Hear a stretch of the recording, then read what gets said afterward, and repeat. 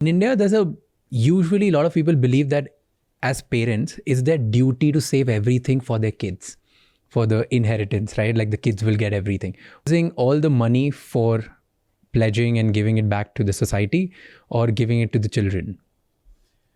Well, I think, everybody gets to decide on that. In my case, my kids got a great upbringing and education, but, less than 1% of the total wealth, because I decided it wouldn't be a favor to them. I want to give them a chance to have their own earnings and success, be significant and not overshadowed by the incredible luck and good fortune I had.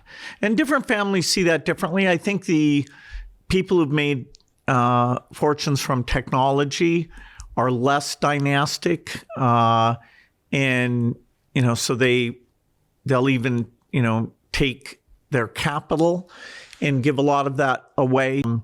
And of course, I love all philanthropy, but the tech sector is probably the most aggressive about giving most of it away. I've not seen that in any other kind of industry where people try to give not to the same degree. It tends to be giving more, giving some portion of the profit as opposed to the actual base capital. Have your kids ever spoken to you and be like, hey, why are you not giving us everything or anything? Has it ever happened?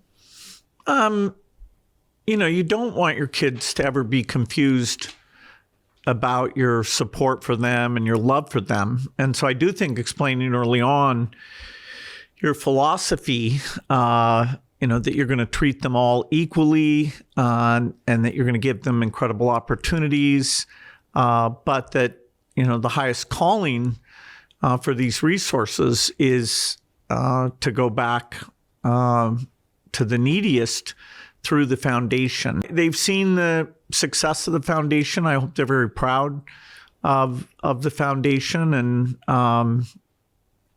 so, I've seen cases where kids actually tell their parents to be more philanthropic. I think the younger generation sometimes actually is pushing against this idea of the wealth just being passed down mostly.